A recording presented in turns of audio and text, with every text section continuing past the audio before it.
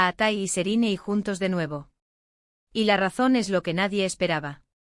¿Os lo creéis? Es que no me lo puedo creer. Pensábamos que lo habíamos visto todo con Atai y Serine, ¿verdad? Que ya habíamos pasado página, que sus caminos estaban más separados que la leche y el vinagre. Pero no, amigos, parece que el destino tiene otros planes. Y ojo, que lo que os voy a contar ahora no es un rumor de patio de vecinos, esto tiene miga. La cosa es que se les ha visto juntos. Y no, estoy hablando de un cruce casual por la calle que va. Se les ha visto en un plan diferente. Más cercano de lo que nadie se esperaba. Y aquí es donde entra la sorpresa, porque la razón por la que se les ha unido de nuevo no es para nada lo que imaginábamos. A ver, para ser honestos, cuando Atai y Serine rompieron, todo el mundo pensó, bueno, es el típico altibajo de pareja de famosos.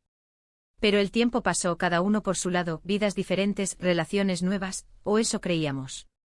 Y de repente, ¡boom! Se les junta otra vez. Muchos dirán, seguro que están volviendo a estar juntos, que se han dado otra oportunidad romántica. Pero yo tengo mis dudas. Creo que esto va mucho más allá de un simple nos hemos echado de menos. Hay algo más estratégico, algo más profesional. Lo que yo creo que está pasando es que les han puesto sobre la mesa un proyecto que era imposible de rechazar. Algo tan jugoso, tan ambicioso, que les ha hecho aparcar cualquier tipo de rencilla o distancia que pudiera haber entre ellos. Imaginaos un guión que les obligaba a trabajar codo con codo, y encima con un caché que ni te cuento.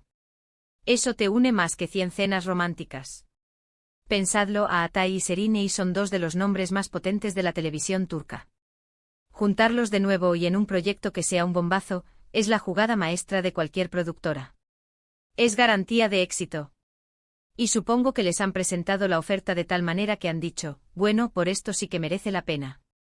Y aquí es donde se pone interesante porque, ¿hasta qué punto es esto un regreso profesional y hasta qué punto hay algo más? Porque una cosa es trabajar juntos y otra muy distinta es que las viejas chispas vuelvan a saltar.